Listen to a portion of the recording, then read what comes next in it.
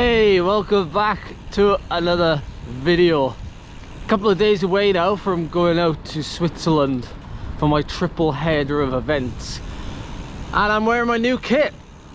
Happy new kit day from Rule 28. These guys actually made me my skin suit that I wore at the end of last year, the actual like time trial skin suit. And now this is actually a road suit, so I have pockets in the back and for race numbers as well, so it's more like what you generally see the pros ride in the Tour de France and stuff nowadays. But I do love the red and white. I feel like it really pops, and it's quite a natural neutral colorway, nothing too flashy. I'll give you a bit of an update as to where we are right now. I mean, it's Saturday. We're heading out to Switzerland in a couple of days time. However, as you can probably tell by my voice, we've been going through a bit of a rough patch recently, and to be honest, it's no surprise given what we did last weekend with those two events. Charlie was actually ill a few days prior to that weekend, and obviously I had to go through with it, so I knew I was walking a very thin tightrope doing what I did, and then, you know, being around Charlie, which can't be helped, can it? But I knew that there'd be a very high possibility of me catching whatever she had, and I somewhat have, but only lightly at the minute. So the symptoms at the minute are just like a bit of a like that, like I need to clear my throat, but apart from everything else, it's kind of normal. But because I've had nearly 5 easy days now, since Monday I've ridden about 5 hours, and I'm feeling incredibly fresh, but I also feel incredibly like on the edge. I'm always one for keeping it real and letting you know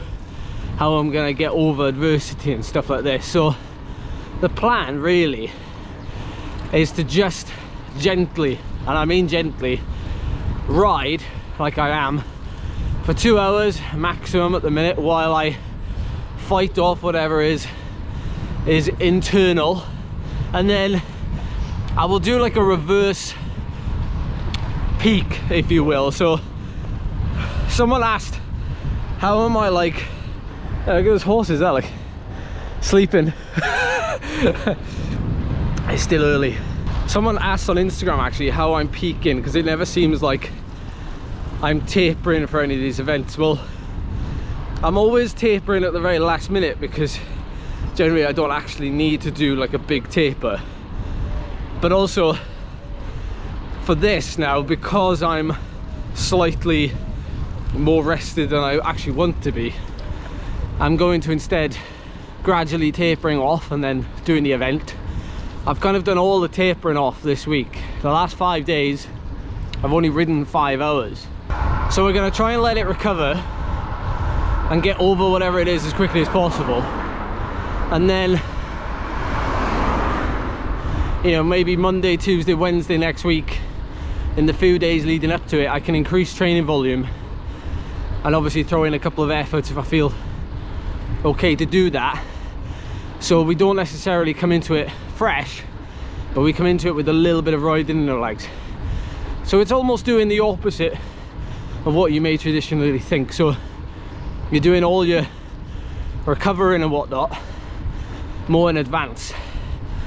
And if this was a different time of the year, a different time of the season, we've just seen like Pogacar apparently has just overcome COVID again, already, well, just before the Tour de France, which is starting, well, today actually. So I think if it was a different time of the season, if we were in the winter now, I would just like take all the time off and I wouldn't ride.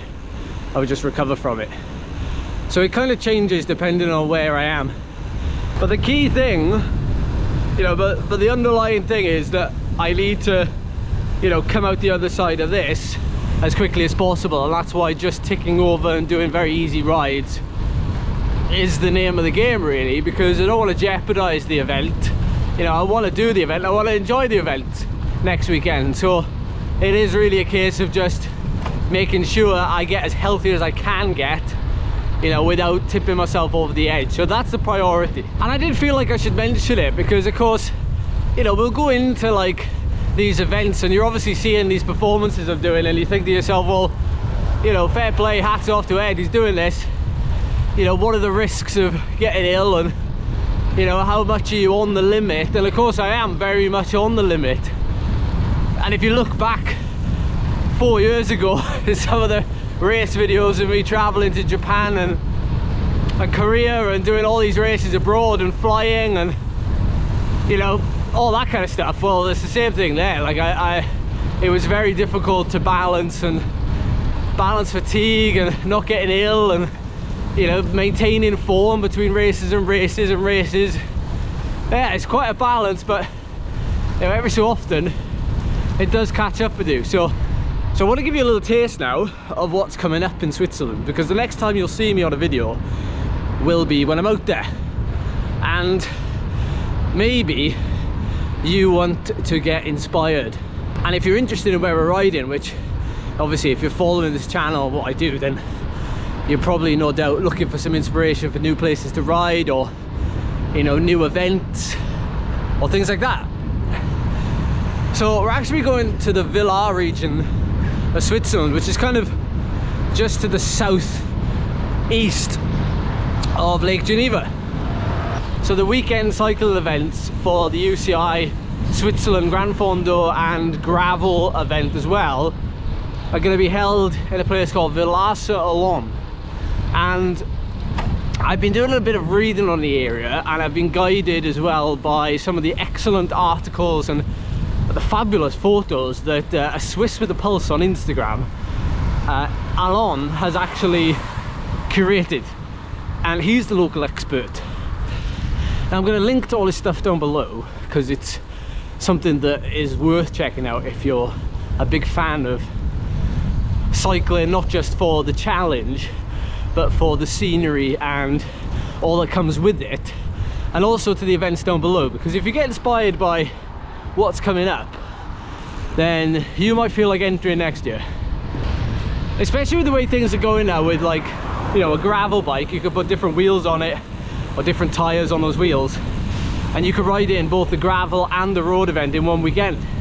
All right, so I want to show you some of the area that we'll be riding in Switzerland. So Villars-sur-Olon is going to be the base for all three events this weekend. Some fantastic photos there, thanks to Strava and the people who submit photos on activities.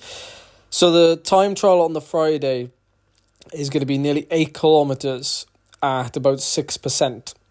But the climb actually really starts here with a significant gradient increase for the last couple of kilometers to quite a high 1,800 meters above sea level. If I zoom out a little bit, you can see exactly where we are. There is Lake Geneva.